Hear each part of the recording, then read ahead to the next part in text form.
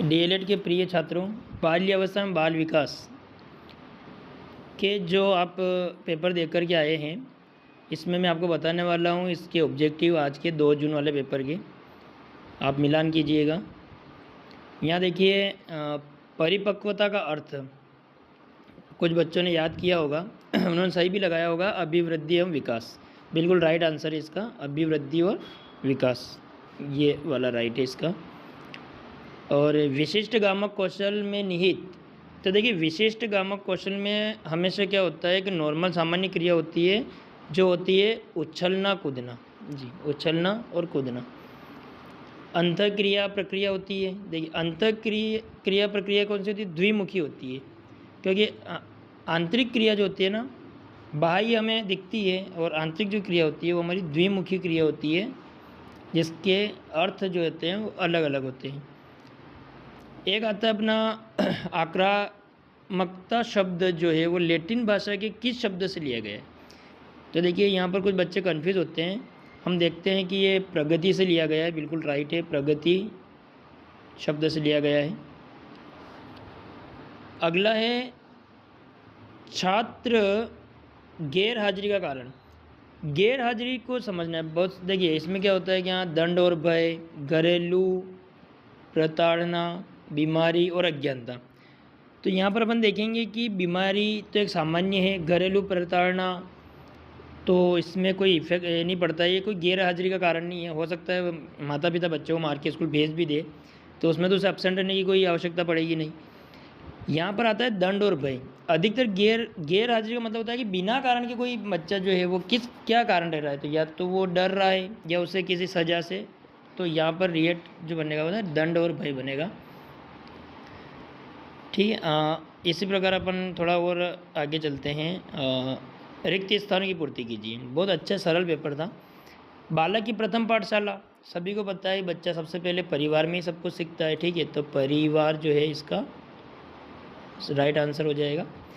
और दृष्टि बाधित बालकों का एक शैक्षिक साधन है।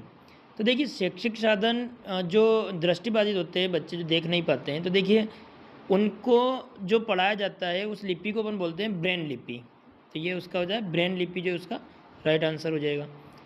सूक्ष्म गति कौशल विकास की आयु, सूक्ष्म गति कौशल की विकास की, जिसका उत्तर आपने याद किया होगा, आपने पढ़ा ही होगा कि 6 से 12 तक जो होती है उम्र में ये सूक्ष्म गति कौशल होता है। ठीक है, अब देखिए बालक के सामाजिक विकास को प्रभावित करने वाला कारक, तो यहाँ पर बहुत सारे इसके ऑप्शन आप मिलते हैं अपने को कि बालक का सामाजिक विकास जो है वो किन किन कारणों से रुक सकता है। इसका भी आपने जब उत्तर याद किया होगा तो हम कई सारे कारण दिए होंगे। पहला जैसे कि वातावरण, अब समाज में रह रहा है, वहाँ का वातावरण कैसा है ये भी उसके विकास में बाधा डालेगा।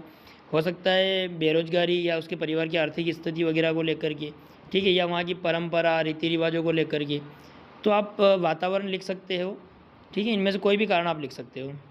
आयोडीन की कमी से होने वाला रोग, तो सभी को पता है घेंगा रोग, बिल्कुल राइट। ठीक है, तो ये आपका जो है रिक्त स्थानों जो है वो कंप्लीट हो गए हैं। अब हम थोड़ा सा देखते हैं एक वाक्य में उत्तर, एक शब्द में उत्तर। तो यहाँ वृद्धि से क्या तात्पर्य है? परिभाषाएं आपने याद की होगी, एक लाइन में उत्तर देना था।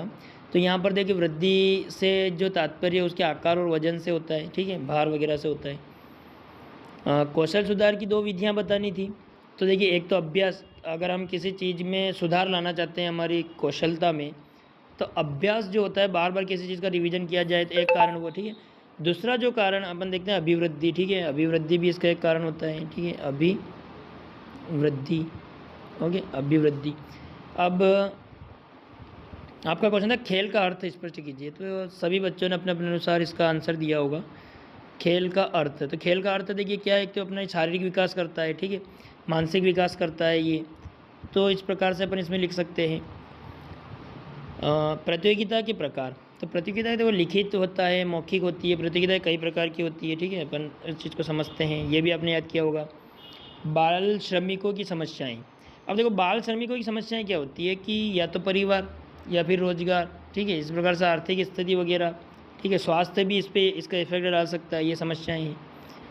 ओके, अब हम थोड़ा सा इसका जो है पेपर को देख लेते हैं कि किस टाइप के प्रश्न आए थे। तो काफ़ी अच्छा पेपर रहा है ये। साक्षरता की विशेषता बताइए, ठीक है, साक्षरता की विशेषता बताइए। हाथों से संबंधित गत्यात्मक विकास, ये भी काफ़ी अच्छा था। पुरस्कार के प्रकार, किन किन प्रकार से पुरस्कार दिए जाते हैं। स्वराघात से आप क्या समझते हैं। संवेग कितने प्रकार के होते हैं, ठीक है, तेई, क्रोध, गुस्सा वगैरह जो भी होता है, ईर्ष्या वगैरह। संतुलित भोजन, संतुलित भोजन किसे कहते हैं, ये भी आप समझते हैं।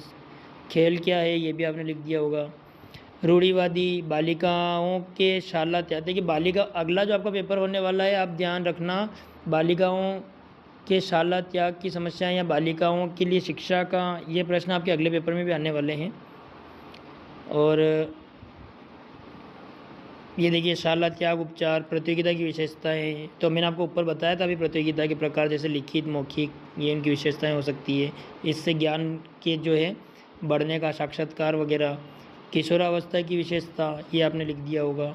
हमारे इस पेपर का काफ़ी इम्पोर्टेंट प्रश्न रहा है। किशोरावस्था, बाल मनोविज्ञान वगैरह, ये सब देखिए, बाल मनोविज्ञान, ये सब इम्पोर्टेंट प्रश्न रहे हैं।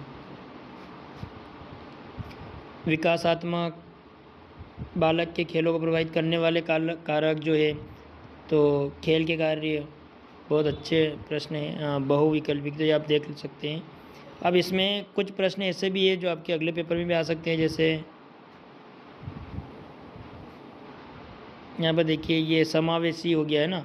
और इस अगले प्रश्न पेपर के जो प्रश्न है वो भी मैं आपको देने वाला हूँ, ठीक है, अगले वीडियो में वो भी दे दूँगा।